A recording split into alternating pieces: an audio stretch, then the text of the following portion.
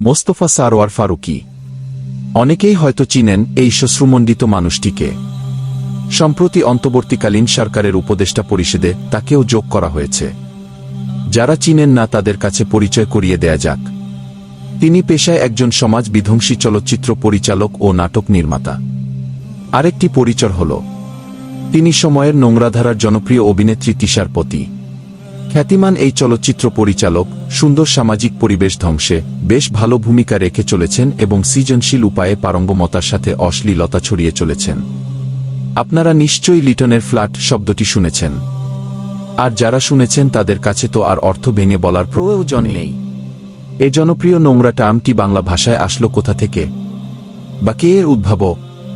হ্যাঁ, যিনি এনেছেন তিনি হচ্ছেন এই ফারুকী। 2003 সালে রিলিজ হওয়া তার প্রথম চলচ্চিত্র ব্যাচেলর ছবিতে এ টার্ম প্রথম ব্যবহৃত হয়। পরবর্তীতে রিলিজ করেন তার আরও জঘন্য চলচ্চিত্র থার্ড পারসন সিঙ্গুলার নাম্বার। এখানে পরকীয়া করাকে খুব মহিমান্বিত বা একদম স্বাভাবিক চাহিদা হিসেবে উপস্থাপন করা হয়।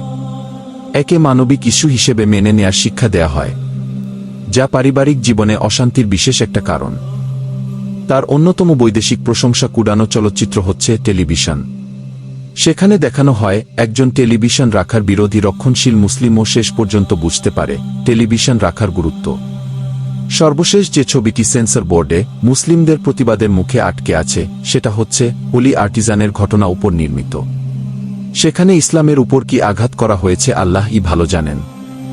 2 বছর আগে তার ওয়াইফ অভিনয় করেছিল সমকামীদের অধিকার বিষয়ক প্রথম বাংলাদেশি নাটকে। ফারুকী প্রমোট দেয়া শুরু করেছেন পরকীয়া, লিভ টুগেদার, সমকামিতা, অসংলগ্ন প্রেম ইত্যাদি।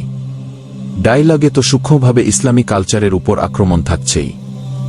2013 সালে আহমদ শফি রহমতুল্লাহি আলাইহিকে নিয়ে এক পোস্টে তেতুল হুজুর বলে কটাক্ষ করেন। একই সাথে তিনি একজন মুজিববাদী, শাহবাগীদের পরম বন্ধু ও বাংলাদেশে প্রথম ফিল্মের মাধ্যমে সমকামিতা প্রচারকারী। দেশের ক্ষমতায় ব্যক্তি চেঞ্জ হয়েছে, স্লোগান চেঞ্জ হয়েছে, কিন্তু চিন্তা চেতনা ও কর্মপদ্ধতি এখনও চেঞ্জ হয়নি। শেষ হয়নি মুজিববাদী স্বৈরতন্ত্র।